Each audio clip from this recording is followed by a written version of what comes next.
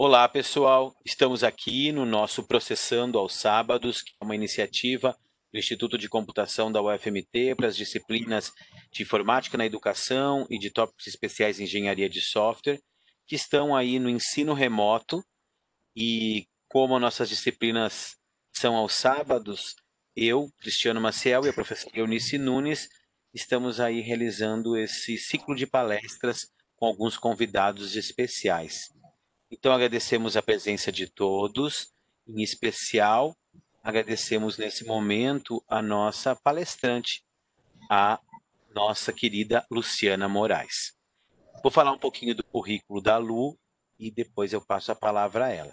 Então, a Lu possui graduação em Tecnologia em Desenvolvimento de Sistemas para a Internet pelo IFMT de Cuiabá, 2007, graduação em Letras com habilitação em Português, Inglês e Literatura pela UFMT em 2009, bem como especialização em Engenharia de Sistemas Web pela Universidade Federal de Mato Grosso, em 2012.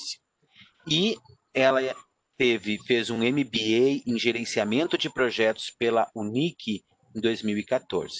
Atualmente, como ela não se cansa, está na sua terceira pós-graduação, ela está fazendo o curso de Educação Moderna, Metodologias, Tendência e Foco no aluno, pela Pontifícia Universidade Católica do Rio Grande do Sul, a PUC-RS, que inclusive é a instituição da Milênia, nossa palestrante anterior. Possui experiência em gerenciamento de projetos, análise de negócios e engenharia de sistemas para web, além da prática de ensino nas áreas de português, inglês e literatura para ensino fundamental e médio. A Lu já publicou diversos trabalhos, inclusive na área de IHC. Foi também aluna especial do mestrado em Educação na Universidade Federal de Mato Grosso e atualmente ele exerce a função de líder de projetos de TI na LOG, Laboratório de Inteligência Digital, aqui em Cuiabá, no Mato Grosso. Então, Lu, é uma honra tê-la conosco. Passamos a palavra para você. Boa tarde a todos. É um privilégio estar aqui, depois de muitos anos afastada da universidade, na correria do exercício da profissão, né? Por mais que eu tenha formado em duas faculdades, eu me dediquei mais exclusivamente à área de computação. Obviamente que letras agregou muito, vem agregando muito, e foi até por isso que eu quis fazer a outra pós, né, com foco em educação mesmo, porque a gente consegue ver aí, principalmente com a pandemia, muito mais a educação e a tecnologia, a internet, enfim, bem agregadas. Então, assim, eu estou muito contente pelo convite, adorei o convite, retomar esse trabalho, que foi um trabalho bem bacana, foi um trabalho de conclusão de curso da pós na engenharia e que me resultou em muitos frutos, bons frutos. Eu tive o trabalho publicado lá na PUC, também Rio de Janeiro, que foi um congresso internacional, no IHC, então foi assim, no congresso do IHC, então foi bem bacana. Vou trazer um pouquinho dessa experiência neste trabalho e mais do que eu venho executando no dia a dia, que é importante, que é para quem está no dia a dia e exercendo a função, a profissão, é muito interessante.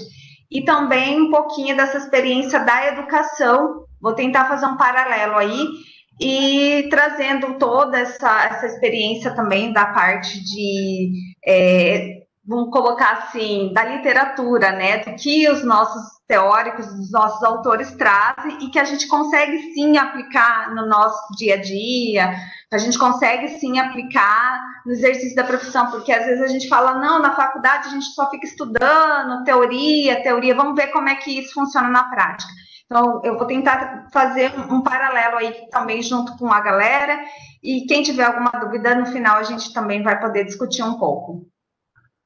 Vou compartilhar aqui a minha apresentação.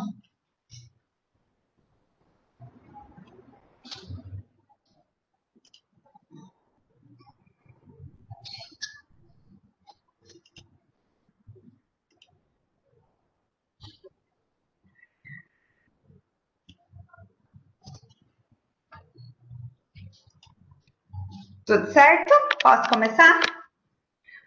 Pode. Isso, ok. Posso, né? Tá. Como o professor Cristiano já deu aí uma introdução, vou falar um pouquinho sobre projetos de sistema web com o uso de técnicas de IHC, tá?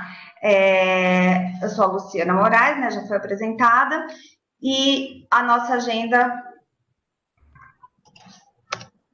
de atividades de hoje será focada.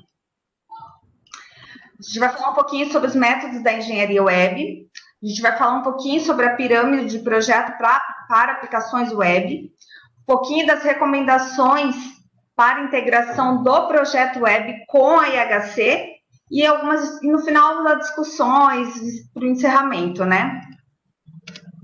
Tá. Em relação aos métodos da engenharia, na verdade, da engenharia é que a gente veio para a engenharia web, porque antes não existia a web, né? Era mais engenharia mesmo, engenharia de software, que a gente tem como um grande teórico aí, o Somerville, sempre a nossa fonte principal, né? Óbvio, tem outros autores, mas ele é sempre a nossa fonte principal. Então, a gente traz 4 modelos de desenvolvimento de software. E esses modelos a gente acabou utilizando para o web, né? Então, a gente tem a cascata, evolucionário, baseado em componentes e transformação formal. A cascata, né? Aqui é o modelo que ele traz, o Somerville, né? É um modelo que ele tem mais a vertente de você terminando uma atividade, iniciando a outra. Você não pode iniciar atividades paralelamente, né? Então, você começa definindo requisitos até a questão de operar e manter, de fato, a ferramenta. Você não para, né? Uma atividade tem que finalizar para se iniciar a outra. Em relação ao evolucionário, você já tem aí diversas versões intermediárias. Você tem uma descrição do esboço, que a gente pode colocar um escopo do projeto, o escopo do sistema aí, geral, e aí a gente tem as especificações, desenvolvimento e validação. Então, dentro dessas especificações de desenvolvimento e validação, a gente vai pegando um pedacinho daquele escopo e vai tratando e vai gerando versões, né? Essa é a vertente do evolucionário. O baseado em componentes, a gente vê como uma forma de você dinamizar, vamos colocar assim, a sua ferramenta, né? O sistema que você está desenvolvendo. Porque às vezes você já tem um componente pronto para aquele tipo de requisito e você vai acoplar ao seu projeto de sistema, né? Então, você especifica, analisa o componente, modifica, porque acaba modificando. Então, um grande risco é você ter um requisito já estabelecido e ter que mudar esse requisito, negociar isso com o seu cliente, seu usuário. Você tem aí o foco no reuso, porque você já tem um componente pronto que você vai integrar ali ao seu desenvolvimento para poder validar e fechar a sua implementação, o seu produto ali, o seu sistema.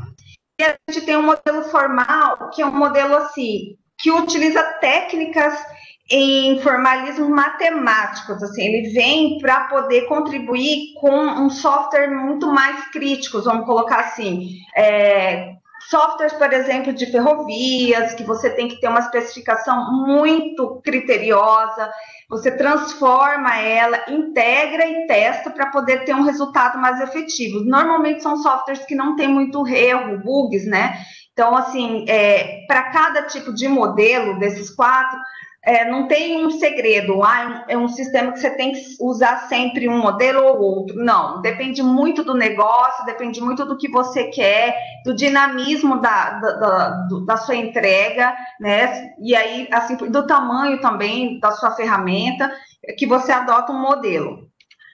Dentro desses modelos, né, que a gente já apresentou aqui, a gente tem um modelo que o Prisma aí utiliza a nomenclatura arcabouço, que é focado mais para a web, tá? Esse web aí significa engenharia web, o arcabouço ele tem o significado de modelo, então modelo de processo para engenharia web. Ah, Luciana, como assim? O Prisma, ele entende que dentro desse arcabouço de processo para desenvolver para a web, você tem atividades que são imprescindíveis. E dentro dessas atividades, você tem ações de engenharia, conjuntos de tarefas que você tem que executar durante a implementação do seu sistema. Então, quais são essas atividades guarda-chuva que o Pressman diz que a gente tem que se atentar? Vamos lá. A gente tem aqui que a gente precisa entender que isso aqui é um fluxo de processo com as atividades, né, sugerida pelo Pressman, que eu transcrevi para cá, que a gente tem aqui, uma das atividades, assim, a inicial, a principal, é a comunicação. O que entra nessa comunicação? A formulação, a elicitação, a negociação. Aqui eu começo a entender que ferramenta eu vou ter que desenvolver. Então, nessa parte de comunicação, nessa atividade que está dentro desse modelo que o Pressman traz, nesse arcabouço de engenharia web, é a parte primordial. Por quê? Porque eu tenho que entender o que o meu usuário, ou o que o meu cliente, enfim, o que o meu demandante tem de necessidade para cumprir. Aí a gente vem para uma outra atividade, arcabouço, que a gente fala que também, ele complementa, mas é mais para o sentido de planejamento. Eu vou planejar estimativas, risco, escalonar, monitorar. Aqui o planejamento, ele entra muito mais como a gente conhece como gerenciamento de projeto mesmo. Aqui eu vou ter um plano de projeto para entender como que tipo de sistema eu vou executar, que eu vou desenvolver, enfim. Eu aloco a equipe. É nesse planejamento que eu entendo de fato, né, o que tem que ser entregue lá, que produtos, né, e alinho expectativas também com esse meu demandante, esse meu usuário, esse meu cliente. E aí a gente vem para uma fase, para uma atividade que é de modelagem, que a gente vai falar muito. É na modelagem que o Pressman, ele indica a pirâmide, tá? A pirâmide, ela tá aqui dentro da modelagem. Então, assim, às vezes eu acho que para desenvolver web eu tenho que focar só na pirâmide. Não necessariamente, porque a pirâmide, ela faz parte dessa atividade de modelagem, né? Que entra a análise daqueles requisitos, né? E o projeto, tá? E em seguida eu venho para a atividade macro de construção, que eu vou codificar mesmo, desenvolvimento nível baixo, testes, e no final, implantação, que eu vou entregar, vou avaliar, vou homologar com o meu cliente, vou treinar, enfim, capacitar. E aí eu tenho esse ciclo, esse modelo aí, sugerido pelo Pressman, que a gente se baseou muito ao longo da nossa pesquisa. Agora eu vou falar um pouquinho da pirâmide. A pirâmide, né, que o Pressman fala, ela está na etapa de modelagem, lá naquela atividade macro de modelagem dentro desse modelo que é de engenharia web que ele nos recomenda. Então, o que entra a modelagem? Análise, que eu vou fazer o quê? Os requisitos levantados na parte de comunicação lá no início, eles vão ter que ser refinados, verificados, examinados, representados. Então, é aquela situação. Por exemplo, eu vou desenvolver um sistema, uma plataforma para um AVA, para aulas, né, à distância. Então, já tem uma comunicação inicial. Quando chega nessa etapa aí, nessa atividade macro de modelagem, eu pego aquela pessoa lá que demandou esse sistema e verifico com ela quem pode nos repassar os requisitos mais apurados para que a gente consiga analisar, para que a gente consiga refinar e representar. E aí a gente tem outra tarefa também que faz parte da modelagem, que é o projeto. E esse projeto tem a função de produzir um modelo, uma representação, que vai mostrar a confiabilidade, comodidade, agradabilidade dos requisitos analisados. Então, eu consigo representar, né, visualmente, inclusive, todos esses requisitos levantados na fase de comunicação e depois refinados nessa atividade de modelagem.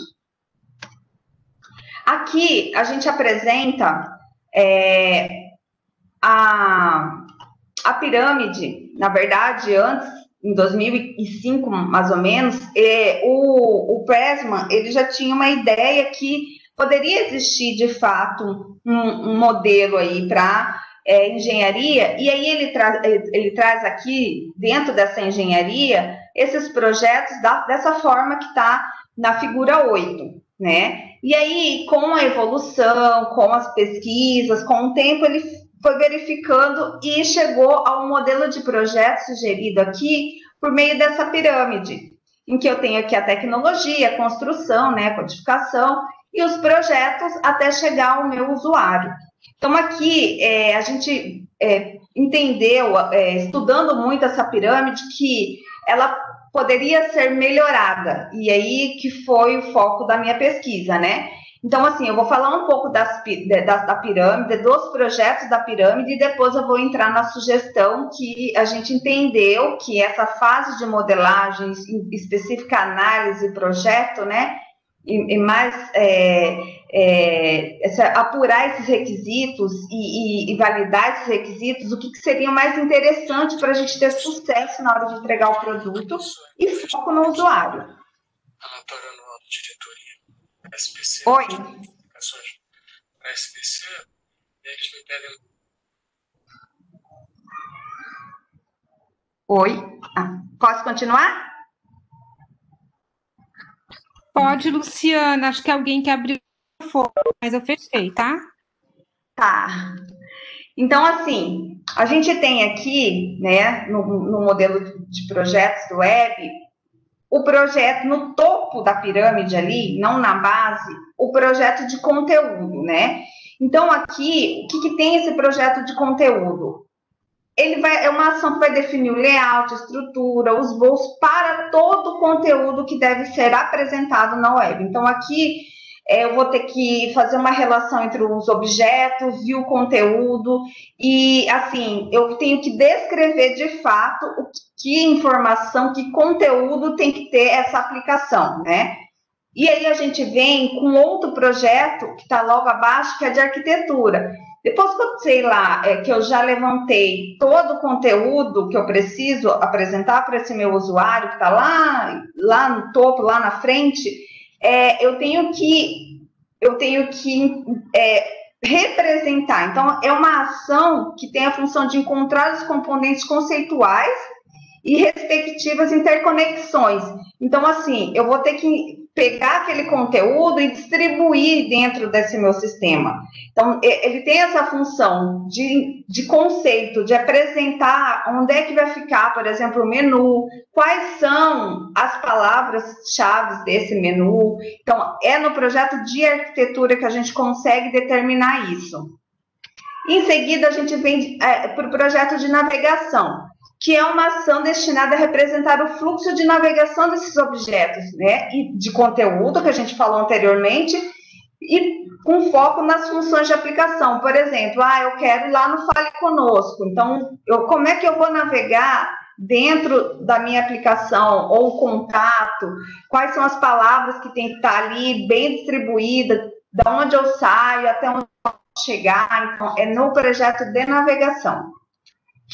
A gente tem na pirâmide, que a gente chama de projeto de interação, que ele já entra dois projetos juntos ali, que eles caminham bem assim, não digo de forma paralela, mas eles podem ser trabalhados em conjunto, né? Então, a gente tem o projeto de interface, que eu vou descrever a estrutura e a organização da interface para o usuário, e vou utilizar aí de projetos estéticos, porque eu vou utilizar a parte gráfica mesmo, vai definir a aparência, estilo do meu sistema, né, da minha aplicação. Então, a interface vai estruturar e o estético vai colocar ali uma aparência, né, e aí juntos eles vão formar o projeto de interação.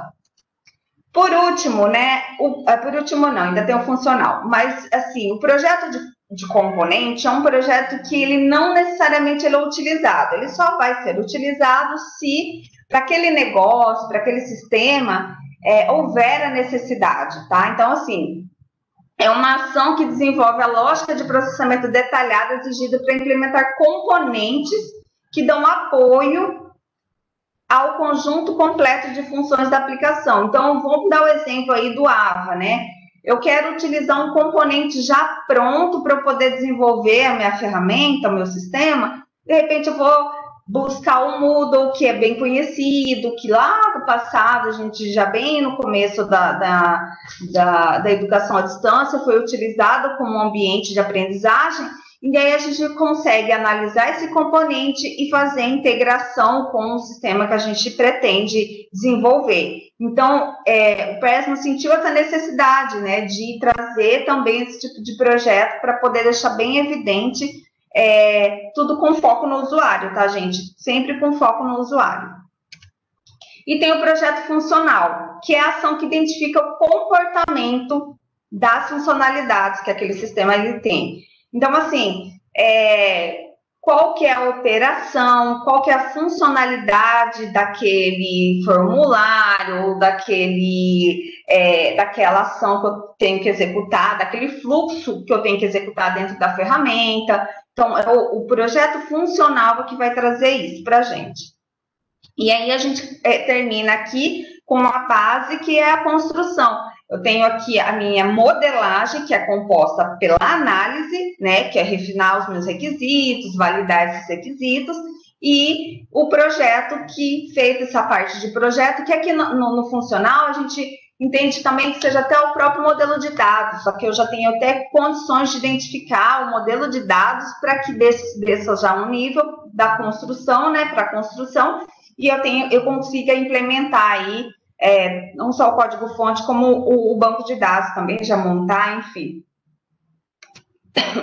Aqui tem alguns artefatos, né? Eu vou trazer para cada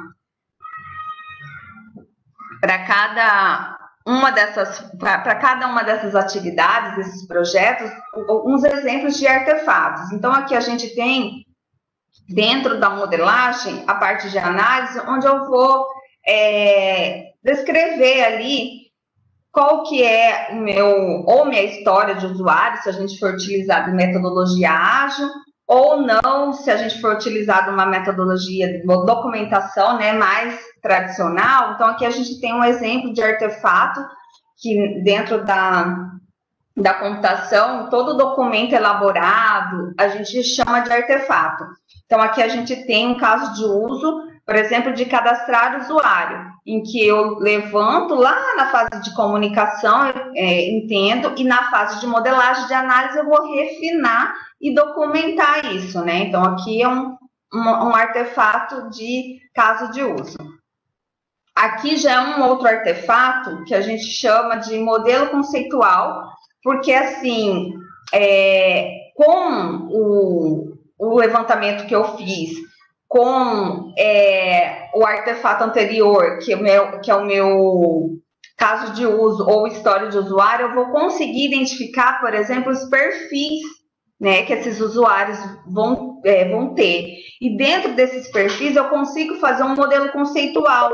Como assim, Luciana? Eu vou saber que tipo de perfil vai acessar. Nesse caso aqui, por exemplo, um usuário, aluno cadastrado, então ele vai conseguir ver essas informações dentro da ferramenta. Então, fica muito mais aderente na hora de construir a ferramenta, que eu sei que tipo de informação que aquele perfil de usuário vai conseguir acessar. Esse também é um outro artefato da fase de análise que a gente utiliza para refinar mesmo, que a gente chama de wireframe, né? A gente tem a prototipagem como uma das técnicas de levantamento de requisitos e dessa prototipação aí são gerados vários artefatos, que são, por exemplo, protótipos em baixa fidelidade, em média fidelidade e em alta fidelidade, que são protótipos que eu posso chamar esse meu usuário final, né? E começar a indicar para ele, aqui mesmo, esse requisito aqui está válido, né? E vai questionando e vai validando. Então, às vezes, o entendimento que nós, analistas, a gente tem na hora de levantar o requisito não é necessariamente o requisito, a necessidade para aquela ferramenta, e às vezes até o que o outro quer dizer. Então, para evitar esses erros de implementação e enfim, de qualidade de software, a gente foca em algumas técnicas. Uma delas é a prototipação, que gera, por exemplo, nesse caso aqui, nessa fase de análise, um wireframe. Aqui a gente tem, já iniciando os projetos, saindo um pouco da parte de análise, que eu já imagino que eu já levantei aí quais tipos de usuários, já levantei, já fiz algumas especificações, ou escrevi algumas histórias, já tenho alguns protótipos prontos, eu começo a fazer a parte também de projeto, né? E aqui eu tenho um projeto de conteúdo, então eu vou descrever exatamente como que quais são as informações que o meu sistema deve ter. Então aqui a gente tem um exemplo, né, um artefato de um projeto de conteúdo que descreve exatamente, descrição mesmo, o que tem que ter aquele sistema. Aqui é um projeto já de arquitetura, porque existe o projeto de arquitetura mesmo, que ele está ali já entrando na parte de construção, tá? Que é a arquitetura, se eu vou ter 2, 3, 4, 5 camadas, se eu vou comunicar com outra ferramenta, se eu vou comunicar com um componente, existe essa arquitetura, e existe a arquitetura, de fato, da informação, que é o foco para o usuário.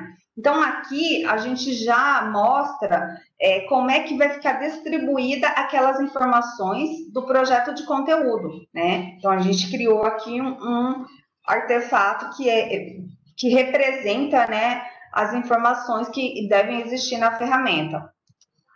Aqui nós temos um outro artefato que é a navegação, é o mapa. Como é que vai, no meu menu, se ele é horizontal, se ele é vertical, as informações que eu já levantei anteriormente lá no projeto de conteúdo. E aí eu consigo aqui demonstrar, né, como é que eu vou navegar na ferramenta, se é uma área restrita, se não é.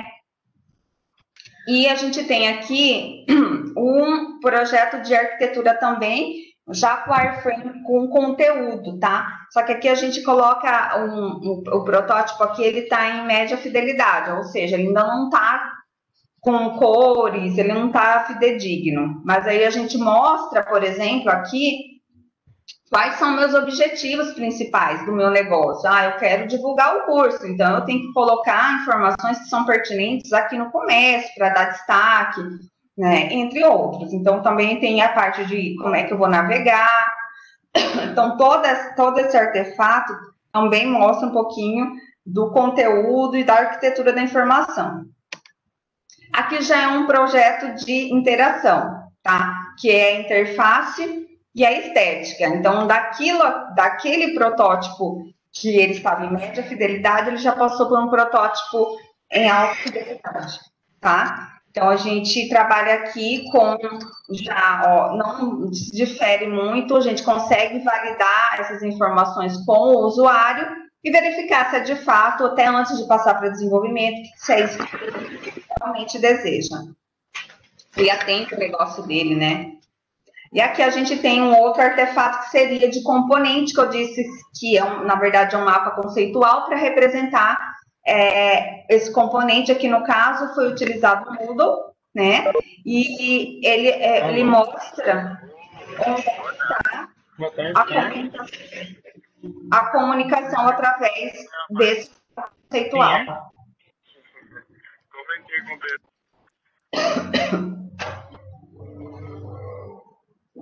Bom, dando continuidade, a gente tem um projeto funcional. E aí, a gente, como eu já tinha dito, eu vou mostrar as funcionalidades da ferramenta. Então, aqui eu estou mostrando um diagrama de atividade de estado de um aluno, de um professor, tá? Para cadastrar, para ver o que ele consegue ver na ferramenta, tá? Então, aqui eu consigo mostrar através desse artefato.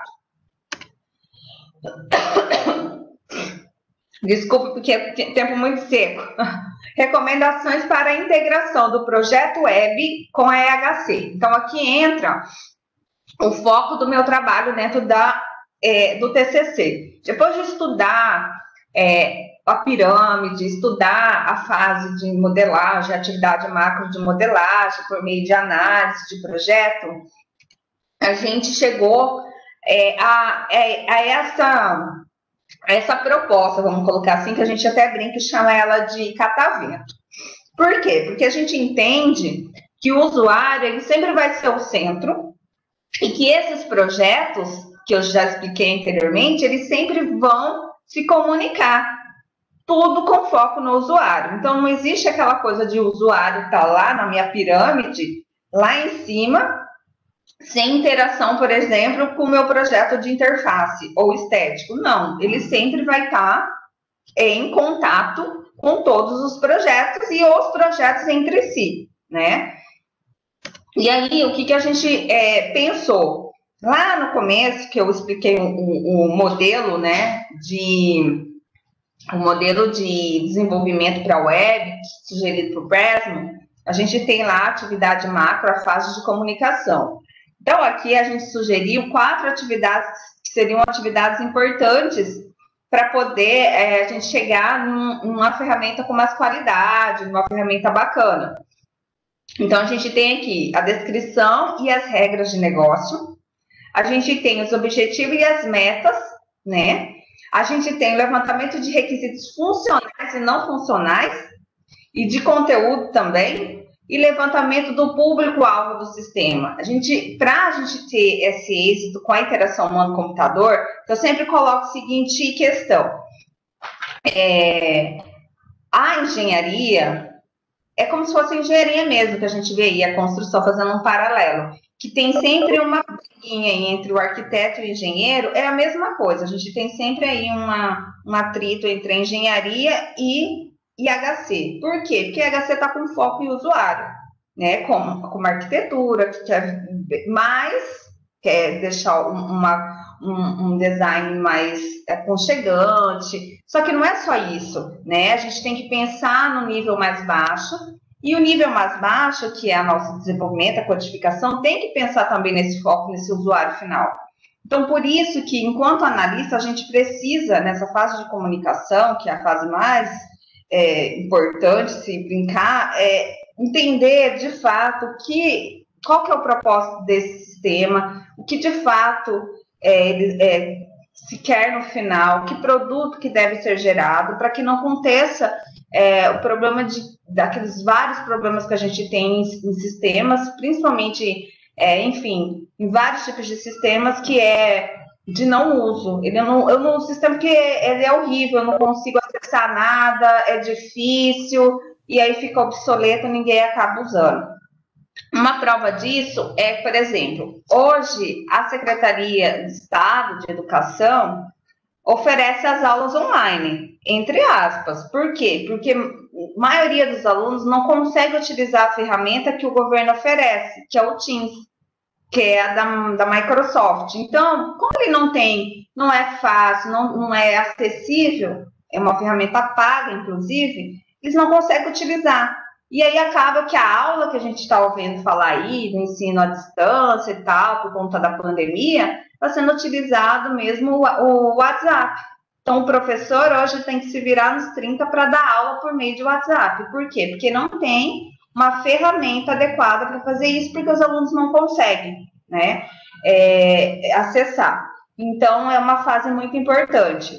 Aqui no levantamento, a gente tem algumas técnicas, né, levantamento do público, que a gente apresenta aqui, como são visitas nas áreas envolvidas, que é importante envolver todas as áreas, brainstorming com os patrocinadores, porque a gente vai entender qual que é o objetivo do negócio, para que é a ferramenta, entre outros. Observação, é importante observar as áreas, observar o que se quer com aquela ferramenta, as pessoas, os usuários, possíveis usuários, pesquisa. Se é um site, eu preciso fazer pesquisa para entender qual que é o meu usuário. Participação em workshops, reunião com patrocinadores e, principalmente, a descrição desse público-alvo do sistema. Porque é a partir daí que eu vou entender como é que eu tenho que modelar essa ferramenta, né? A partir do entendimento desse público-alvo, que tipo até de linguagem, de texto mesmo, eu vou utilizar para poder atingir esse público, né? Tudo isso entra aqui nesse levantamento ao público. E tem os levantamentos de requisitos funcionais e não funcionais, que a gente também entra, assim, de diferente, a gente vai ter aqui entrevistas, onde normalmente a gente entende qual que é o fluxo que a pessoa executa, que ela deseja executar na ferramenta, questionários, a gente levanta requisitos de usabilidade do sistema. Por quê? Porque a pessoa vai falar a dificuldade que ela tem. Eu falo isso também porque eu trabalho também nos sistemas educacionais. E quando eu percebo que a ferramenta não está adequada, é quando ela fala de usabilidade, quando aquele usuário fala de usabilidade, porque eu tenho professoras que são senhoras e tem professoras que não saem do Facebook, por exemplo, então são idades diferentes, são perfis diferentes, e aqui eu consigo entender melhor o requisito através desses requisitos de usabilidade. E aí, logicamente, a descrição desse conteúdo, desses requisitos levantados, a gente precisa documentar sempre. Tudo, né, envolvendo essa fase de comunicação. A gente tem também o levantamento de objetivos e as metas, né? Para que eu quero essa ferramenta? Qual que é meu objetivo? E aí, dentre aquelas outras atividades que a gente já falou, a gente traz 2, 3 outras aqui, que é um pouquinho o brainstorming, que eu já tinha dito, que a gente começa a discutir ali entre todos os envolvidos, e o brain drain, que é ele já vem com um sentido de, é uma técnica que é a prototipação, só que em grupo, né? A diferença da prototipação em si, que está mais embaixo, é que aqui eu faço em grupo e aqui eu faço, de repente, só com um ou com outro usuário, que é chave para o desenvolvimento daquela ferramenta. Então, o que eu tenho aqui é de sugestões, por exemplo, que a gente traz aqui como sugestões de técnicas, está muito focado para o usuário final, com a prototipação, que é às vezes em baixa fidelidade ou em alta fidelidade, média, né, normalmente. Normalmente baixa e média, né, altas mais um pouquinho para frente. E a descrição das regras de negócio também é importante, na hora que levantar lá o fluxo do que tem que ser feito, investigar quais são as regras que devem existir nessa ferramenta, quando falar de usabilidade também. Então, aqui a gente, nessa fase de comunicação, a gente traz essas técnicas aqui, essas atividades, essas tarefas que são importantes para que tenha sucesso a sua ferramenta. A gente vem agora para a fase de análise, né? Que está dentro da modelagem. Então, a gente entende que nessa fase de análise, a gente já vai ter levantadas informações na comunicação, então a gente já tem aqui como definir a hierarquia dos usuários, identificar e descrever as características e tarefas das categorias de usuários, desenvolver casos de uso ou histórias de usuários, refinar esses casos de uso e histórias de usuários. Então, aqui, realmente, a análise é documentar, né? Então, o refinamento dos casos de uso são sempre reuniões. Aqui eu também posso utilizar protótipo para poder refinar, fazer esse brainstorming, fazer esse brain driving, que é importante também, porque já traz toda a equipe para chegar a essa tela de fato que vocês querem, essa informação que vai atender, então dá como ok. E dentre assim, esse refinamento vem a elaboração mesmo, né, da história ou do caso de uso, que aí eu vou descrever por meio de uma ferramenta, que aqui no caso a gente citou o ML, né, ou você vai pegar o Word mesmo, e ali você vai digitar e vai escrever história ou uma ferramenta, se for uma empresa que já adota uma ferramenta de desenvolvimento, né, para poder especificar, mas aqui a gente consegue representar, muitas vezes, tudo aquilo que a gente levantou como requisito para o sistema. Então, eu vou descrever também as categorias de usuários, né, que é importante, porque aí eu vou saber, por exemplo, se eu tenho um usuário que não tem muito, que tem uma certa deficiência ou não, aí eu vou tratar a questão de usabilidade. eu vou identificar aí quais são esses perfis também, através da descrição de quais características e quais tarefas esses grupos, né, essas categorias de usuários, eles têm que desempenhar dentro da ferramenta. E aí a gente vem com a hierarquia, que também faz parte do grupo ali, né? As características que eu descrevi, eu venho aqui na hierarquia e vou representar, eu vou trazer um modelo, né, para mostrar quem pode acessar o quê, como eu coloquei lá no modelo anteriormente. Aqui eu posso utilizar, por exemplo, um diagrama de classe da OML, um editor de texto como o Word, ou qualquer outro tipo de software de desenho, como até o próprio Photoshop eu posso colocar aqui como uma ferramenta, né? E aí eu defino e descrevo a hierarquia desses usuários. E aí a gente entra nos projetos. A gente entendeu que eu não preciso ficar fazendo também vários projetos. A gente entendeu que o projeto de conteúdo de arquitetura, eles trabalham em conjunto. Então, eu vou definir o conteúdo, definir se o sistema ele vai ter um gerenciamento de conteúdo ou não. Normalmente, a gente pensa, o que seria esse gerenciamento de conteúdo? Se eu estou fazendo um site, como é que vai ser alimentado esse site? Né? Se eu estou fazendo um sistema para educação, quem é que vai alimentar, fazer a entrada das informações? Quem vai enxergar a saída dessas informações? Quem que vai gerenciar esse conteúdo? E eu vou definir, né, a estrutura conceitual desse conteúdo. Como é que ele vai ser distribuído dentro da minha interface gráfica, enfim, como é que vai ficar a arquitetura das informações. E eu vou detalhar também os elementos tecnológicos. Aqui, quando a gente fala de elementos tecnológicos, que vai entrar aqui no próximo item, o que seriam esses elementos de tecnológicos? Ele vai estar bem, vamos colocar assim, em conjunto com um negócio, lá na fase de comunicação. Qual que é o seu objetivo? Eu quero fazer um comércio eletrônico aqui. Então, que tipo de elemento tecnológico que é importante para efetuar pagamento, ou entre outros itens que é importante e que vai atender o meu negócio de forma satisfatória. Então, aqui eu tenho que levantar, detalhar esses elementos, se existirem, levantar, e aí eu tenho algumas técnicas que a gente utiliza aqui, como, por exemplo, realizar pesquisa de mercado. E, logicamente, reunião com os envolvidos para a gente chegar até a analisar o que seria mais viável para a ferramenta, obviamente com foco no negócio e no meu usuário, né? E eu detalho os resultados para verificar o que vai ser melhor para aplicar no meu projeto. Então, vem a definição da estrutura conceitual, né? Eu vou descrever em protótipos, estruturar, na verdade, todo o conteúdo em protótipos e vou avaliar as heurísticas de usabilidade. Luciano, o que é heurística de usabilidade, né? Para quem vem só da engenharia, da computação aí, ou, enfim, da parte muito de educação, as heurísticas, elas são princípios de avaliação de usabilidade de ferramentas, tá? Normalmente, na verdade, assim, existem vários elementos que são avaliados dentro dessas heurísticas, né? Eu vou te citar, por exemplo, 2.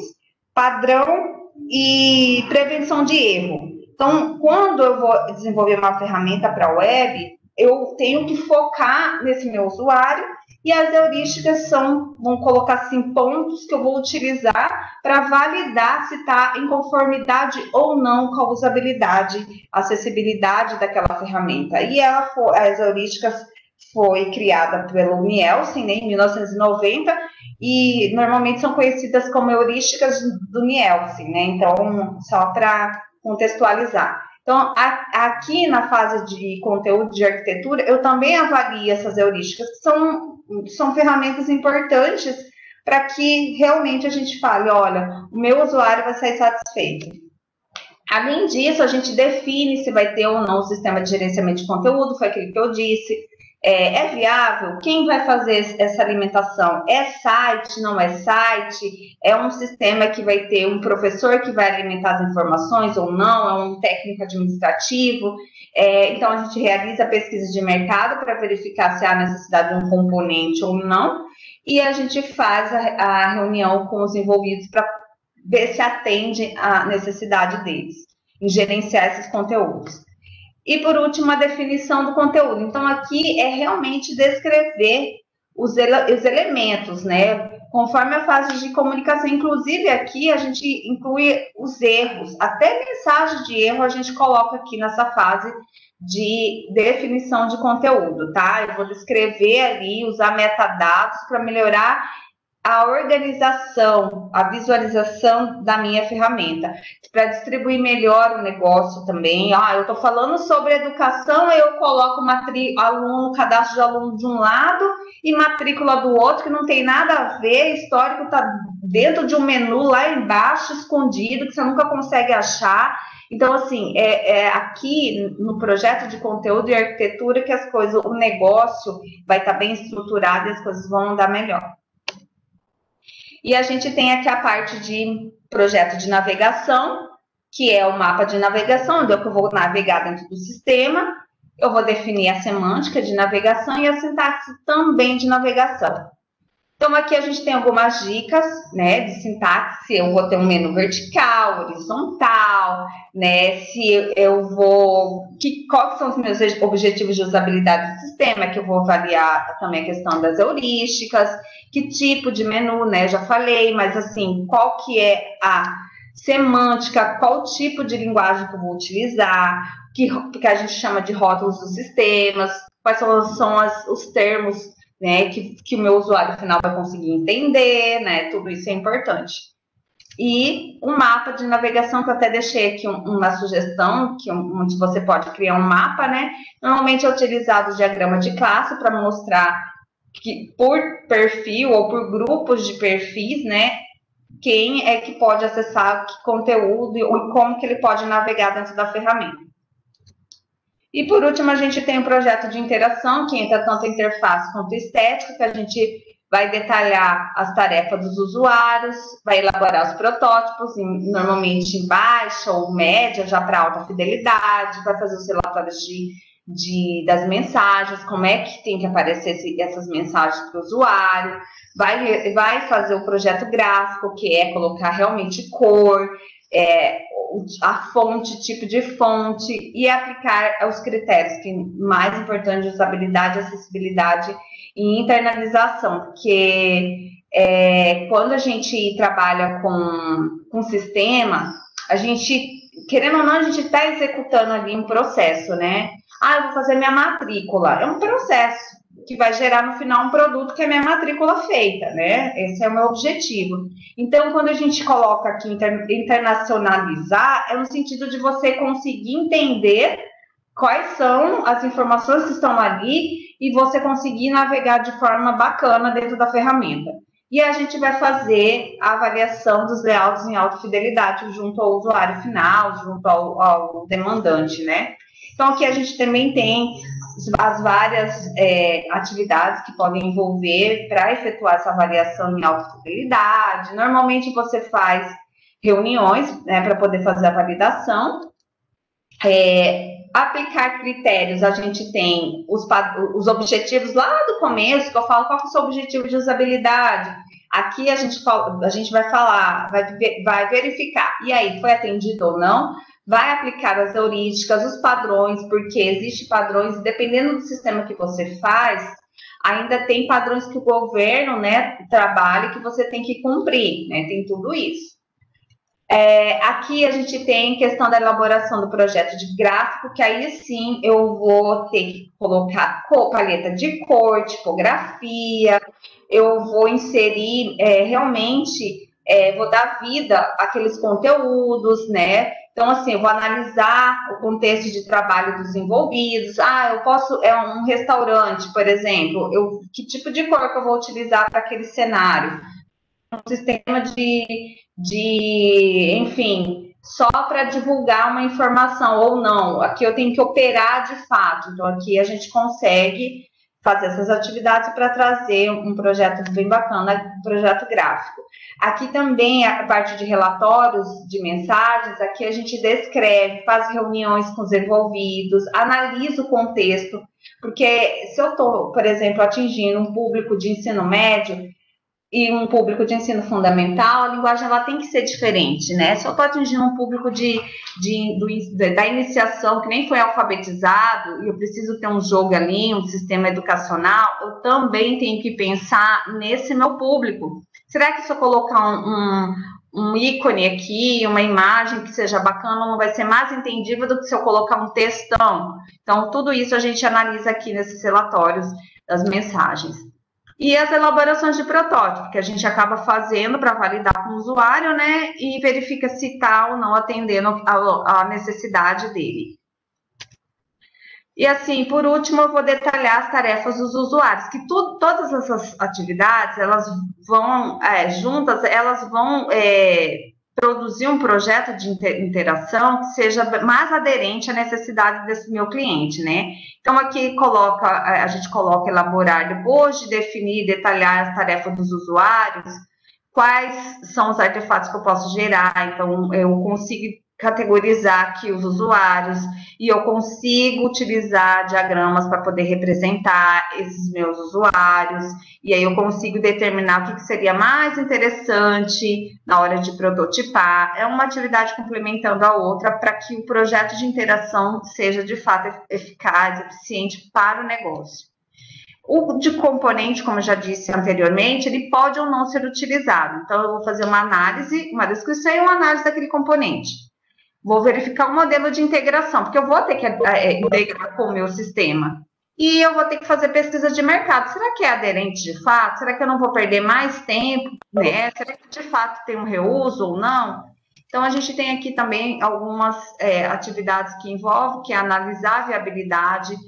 Isso evita muito problema lá no desenvolvimento, porque já passa para o desenvolvimento ali, para o desenvolvedor, já uma prévia de qual que é esse componente, e a validação, isso inclusive com o cliente, se ele quer ou não, né? E aí a gente vem também com um modelo de integração, isso é importante, normalmente a gente faz diagramas para poder representar esse componente ali dentro do meu sistema, onde é que ele vai se encaixar, né? E sempre reunião, aqui também é uma parte que faz uma reunião com os envolvidos, mas mais em alto nível, vamos colocar assim, porque a gente pensa que se eu for ter, por exemplo, um gerenciador de conteúdo que já existe no mercado, só vou acoplar ele na minha ferramenta, ele tem que ser usual, ele tem que ser aderente, então eu tenho que mostrar isso para o meu cliente, né? Lembrando que a gente está na fase de modelagem e que essa modelagem que é uma fase importante, porque é ela que vai dar ok para a fase de desenvolvimento, que vai startar a codificação da ferramenta. Dentro também desse projeto de componente, a gente tem que analisar, né, de fato, dentro dessas pesquisas, documentar, especificar técnicas desse componente, se ele é ou não para reuso, entre outros. E aí a gente tem, por último, o projeto funcional, que é um projeto que eu vou pegar aqueles fluxos que eu já levantei lá, que são as atividades, as tarefas dos meus usuários, e eu vou elaborar aqui, eu vou consultar aqueles perfis lá de usuários que eu tenho, e eu vou elaborar, vou modelar aqui os diagramas conforme as atividades desse meu usuário, né? Então, aqui a gente tem, para elaborar, normalmente a gente utiliza diagramas de atividade e sequência em UML, para a gente conseguir verificar se, de fato, esse passo a passo, né, dessa funcionalidade vai ser entendida pelo meu usuário final, e aí eu também valido isso com os envolvidos, né? E aí a gente tem também consultar, eu sempre tenho que voltar naquela fase minha de levantamento, de comunicação, para conseguir identificar, já que vai estar documentado nas fases iniciais.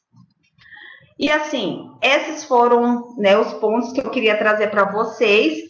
E aí a gente abre para algumas perguntas em relação a esses artefatos, as dúvidas desse modelo que a gente traz. Na verdade, é uma sugestão, né, de modelo que a gente chamou aí, apelidou de catavento. Queria levar também essa abordagem das dificuldades que são existentes aí entre a engenharia de software propriamente dita e a interação humano-computador, e levar também uma reflexão, por exemplo, para os alunos, por exemplo, da computação, que no mercado de trabalho a gente acha assim que, não, a gente não consegue aplicar. Como hoje eu trabalho com a área técnica e com a área de projeto, que eu falo de planejamento, enfim, de projetos lá no nível mais alto, mas eu também estou ligada muito à fábrica, eu consigo perceber que o sucesso do projeto está muito vinculado à usabilidade, à acessibilidade desse sistema. Então, se eu tenho um público exigente ou não, se ele consegue acessar essa ferramenta com rapidez, se ele consegue internalizar, se ele consegue fazer a atividade ali sem reclamar, é porque você conseguiu chegar ao sucesso, e você, utilizando essas técnicas, utilizando essas recomendações, a gente realmente consegue chegar à qualidade da ferramenta. Então, a gente vai ter um foco maior no usuário. Então, parece assim que a gente vai perder o maior tempo fazendo, por exemplo, uma arquitetura da informação, mas não, porque isso vai refletir lá na frente, quando o cliente não homologa e você tem que refazer.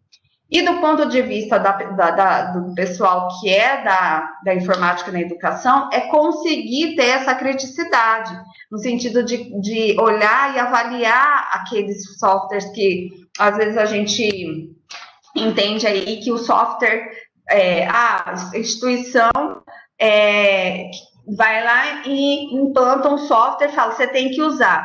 Então, depois que implanta, tem que ser melhorado? Pode ser melhorado? Pode. E aí a gente tem que ter essa criticidade de saber, nós somos usuários de perfis diferentes, nós temos alunos de perfis diferentes, inclusive às vezes com alguma deficiência. Então, ter essa criticidade que a interação humano-computador ela tem que atender.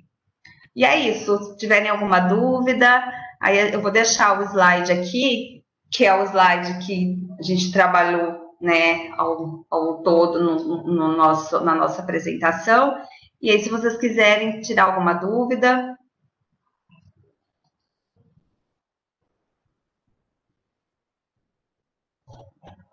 Oi, Lu, muito obrigado pela sua ótima explanação. Os alunos de TES já conheciam da pirâmide, agora eles conseguiram melhor essa desconstrução da pirâmide. Nós sempre brincamos na época, a Lu e a professora Patrícia, né? Quem somos nós para contestar Presman? Mas quando a gente foi pôr em prática, de fato, a gente viu que uma pirâmide coloca as atividades se sobrepondo, né? Sim. E aí, como que a gente pode, se elas estão se sobrepondo, executar uma em paralelo à outra? Por isso surgiu essa ideia do catavento que a Lu trouxe aqui e deu uma geral para nós em vários, nessas várias etapas aí que aprendem. Aí, Lu, eu queria fazer uma pergunta para você agora na prática. Você já até um pouquinho, você já falou agora, mas você também tem uma formação em gerência de projeto. E eu sempre falo muito para os alunos que a gente achar que uma aplicação desenvolvida e começar a desenvolver e gerenciar o desenvolvimento daquela aplicação, existe aí uma lacuna, um gap, e não é uma tarefa simples, né?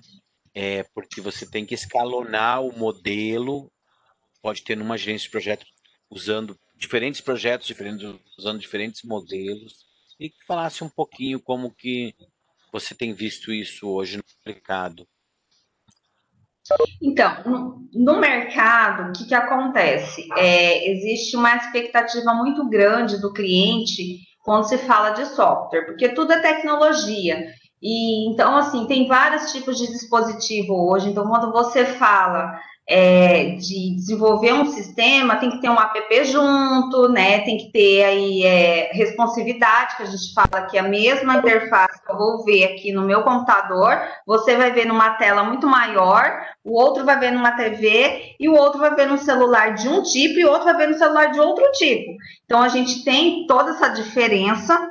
Então, e essa expectativa muito grande do cliente. Então, o que a gente faz? Quando a gente pensa em sistema, Primeira coisa de tudo é fazer um escopo, é definir um escopo, porque ali você consegue alinhar com o seu cliente essa expectativa, que independe do modelo que eu vou até adotar no desenvolvimento, né?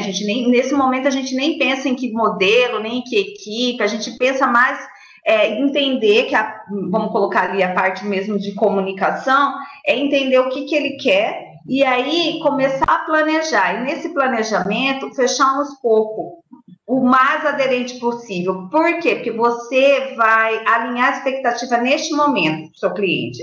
Ele vai entender que ali na hora que ele fechou o escopo, que era aquilo ali realmente que ele quer e que é aquilo ali que vai atender as necessidades dele. E aí você começa a aplicar o modelo que você vai desenvolver, que aí você começa a aplicar, por exemplo, um pouco mais os projetos, focar nesse seu usuário, e aí levar um produto com muito mais qualidade para ele, e dentro de um prazo que seja de fato aderente, porque é difícil mensurar tamanho de sistema, é difícil mensurar sistema que vai ficar pronto em 3 meses ou em 1 mês. Não é colocar mais equipe ou não depende disso, mas depende muito mais do que o cliente quer, desse escopo. Então, assim, o que eu vejo é que a maior falha de projeto para sistemas, desenvolvimento de sistema, às vezes nem está na técnica em si, está ali na hora de alinhar essa expectativa com o seu cliente, com o seu demandante, com o patrocinador, porque ele está investindo um dinheiro ali. Então, quando ele fala que ele quer você valida umas 3 vezes com ele, se é esse A mesmo. Chame a equipe que vai usar, conversa com a equipe, alinha a expectativa. Eu acho que o segredo do sucesso de um projeto de sistema está ali na hora que você define o que de fato vai entrar dentro do projeto, no escopo desse sistema que vai ser desenvolvido e depois na equipe que você vai ter que alocar ali e aí levar essas técnicas de levantamento, foco no usuário, porque aí vai ter um software com qualidade, né? Eu percebo isso.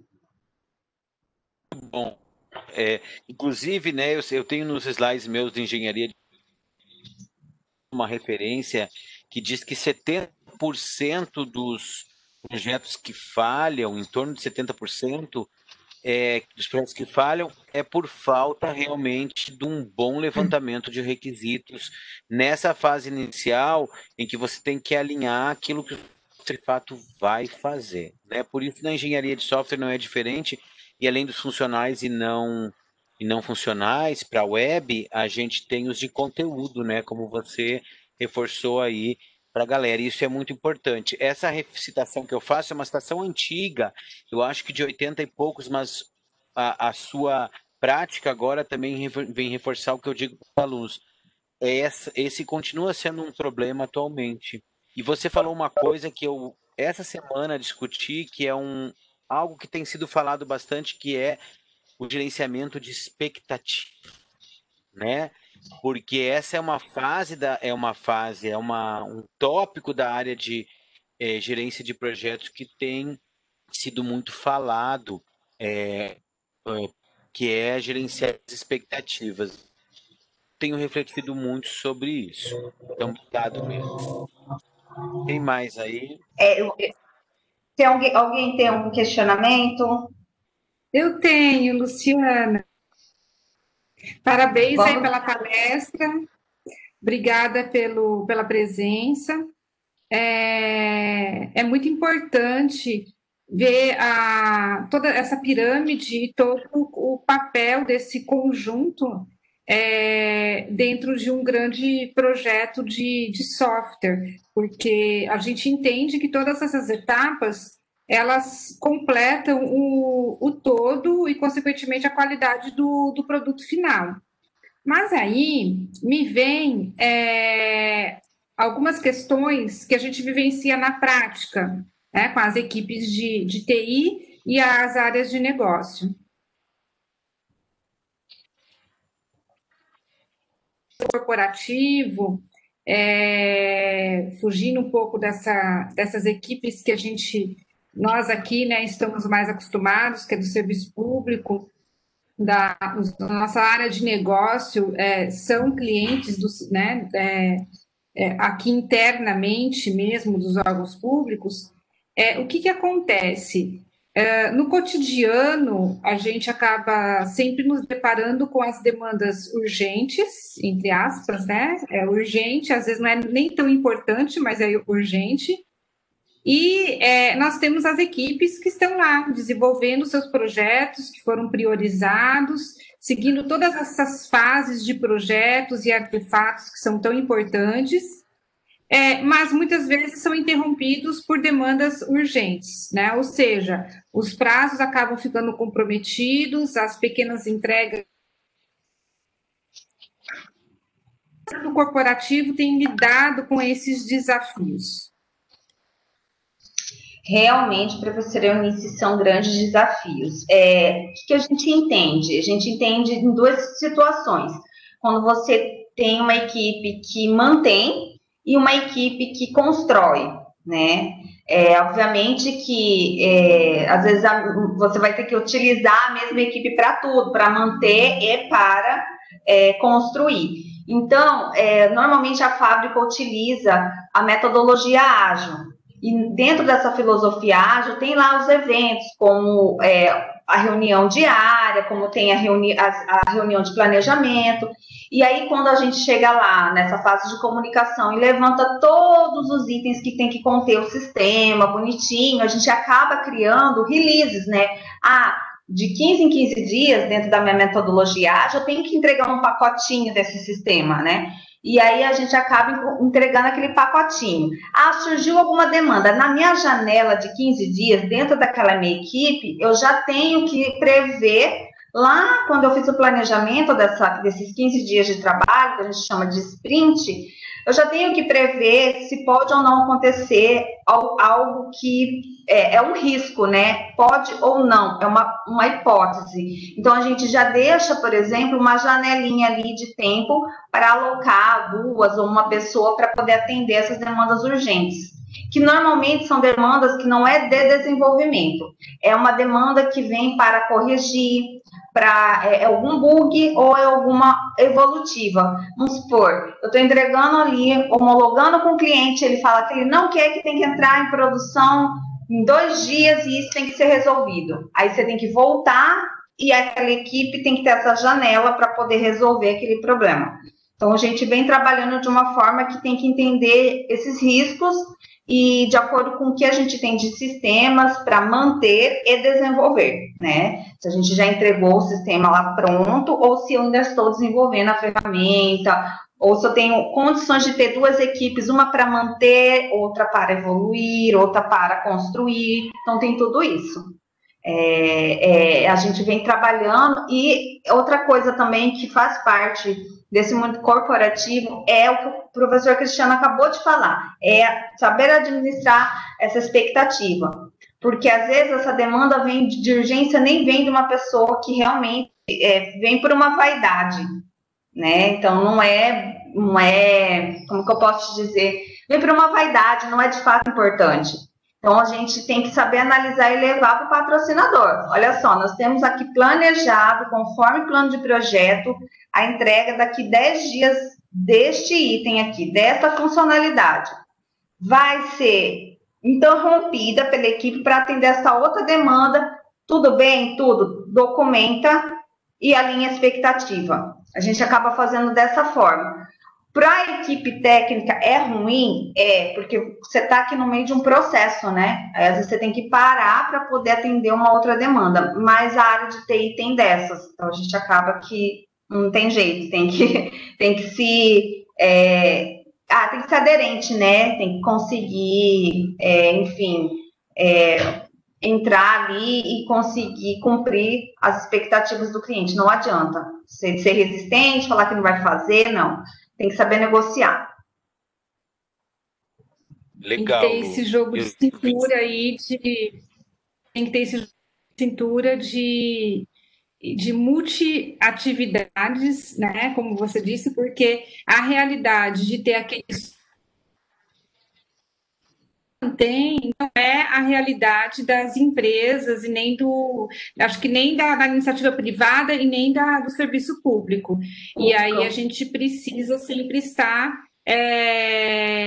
assim, caminhando, né, nessas duas vertentes, que é dando as manutenções, claro que priorizadas de acordo com aquilo que de fato é considerado relevante, né? Não só de vaidade, não só perfumaria, mas aquilo que de fato vai impactar no usuário final, mas também caminhando com as entregas, né? E nessa metodologia ágil que você falou, que realmente tem colaborado muito aí para a área de engenharia de software. Obrigada, Luciana. Nada, eu que agradeço a oportunidade.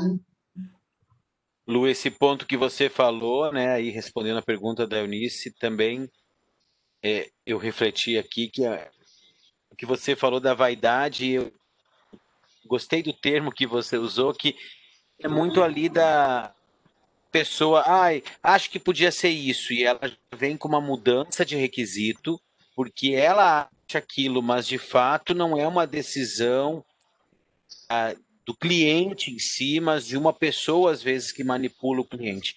Eu tenho visto isso bastante em equipes de desenvolvimento, que dizem assim, tive que parar porque agora eu estou atendendo fulano, mas daí eu pergunto, quem disse que era para você atender o fulano?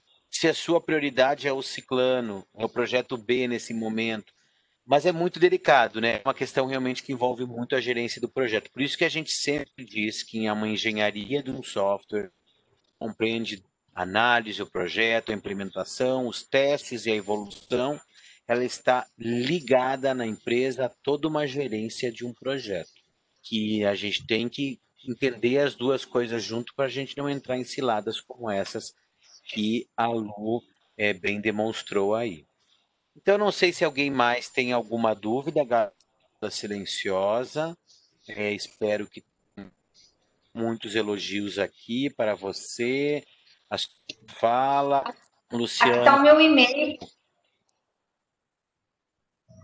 Isso. Se alguém tiver alguma dúvida, Lu. né? Muito bem. Então é isso, Lu.